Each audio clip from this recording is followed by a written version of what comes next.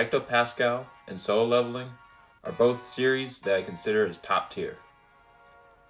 Hectopascal is a story that follows a high schooler named Hanjun Park, who has all this overwhelming strength but is still bullied by his peers. The main reason for this is because he's threatened with financial charges from his bullies. Years ago, he challenged a high school gang called Nexus and won, but some members of Nexus sued him and he lost in court. This caused his family to take a big financial hit and his dad had to sell off his gym. Then, along comes Jinwoo, a famous chairman of OJ Group and a big figure in the white-collar world. He offers Park money, saying that he's safe to pay off any charges he may run into when he fights. And with that, Park goes after his enemies once again, unleashing his full strength. After some discussions with O convinces him to get back at Nexus and their leader, Cheon-soo Kim. Now, Solo Leveling has a similar start as well. Hunter Jinwoo Sung is an E-rank hunter in the Hunters Association in Korea, where people called hunters gather together to conquer dungeons that appear randomly in the world. These dungeons contain monsters and a final boss, kind of similar to what you'd see in Legend of Zelda or other video games. The E rank is the lowest rank in the Hunters Association, and on a dungeon raid, Sung's group gets overpowered by a bunch of monsters and stone statues. Sung is later left in the room where he almost dies, but gets the choice to be reawakened as a player. He accepts and survives the raid. Later on, it's found out that he can acquire a lot of different powers and can level up as he conquers dungeons. He's become like a main character to a video game, where he can level up as he defeats more monsters. Progression in any story is something that differentiates a good story from a bad one. You love to see your favorite characters grow, but you don't want them to stay in the same spot all their life. But when we talk about this progression, characters don't necessarily have to take the traditional approach of starting off with nothing, reaching their strength goals, and that's it. We all have that desire to be strong, and that's what these characters embody. Both Sung and Park are very strong characters. And what do they do with their powers? They go out and defeat their enemies, and look for a higher goal to reach.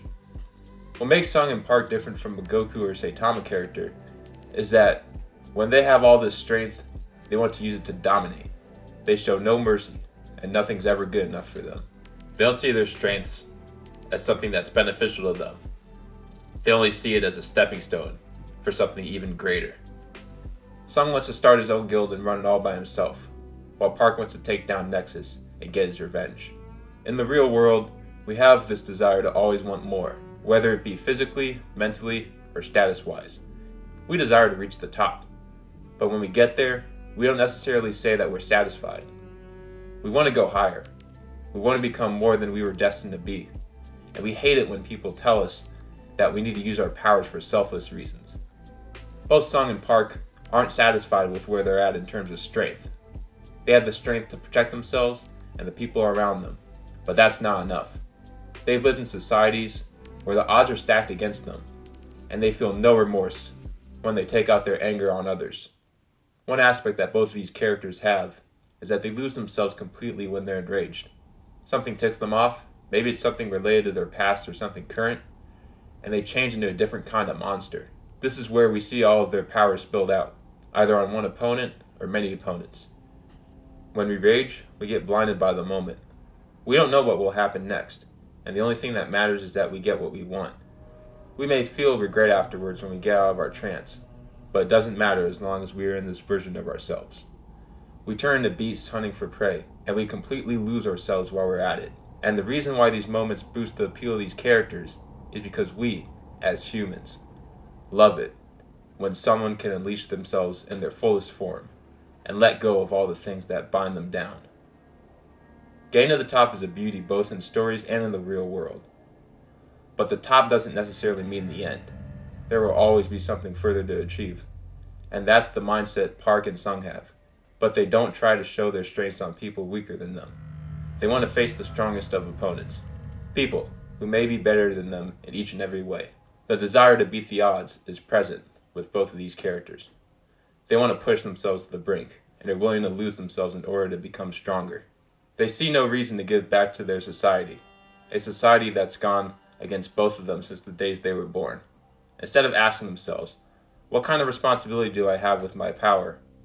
They ask, what haven't I achieved yet in my life, and how can I achieve it with my strength? This selfish desire, and the lack of effort to suppress it, is what makes these characters stand out in their respective series. So, is there one manhwa that's better than the other? Is there one character that's better than the other?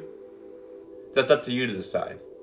Both of these manhwa have very great protagonists and have solid plot lines, but someone who likes the nature of solo leveling may not like Hectopascal, and vice versa.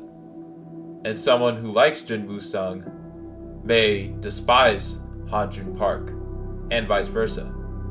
And if you truly want to know why these characters are how they are, you need to check out both series. Those are all my thoughts on these characters. Let me know what your thoughts are. And until then, I'll see you in the next one.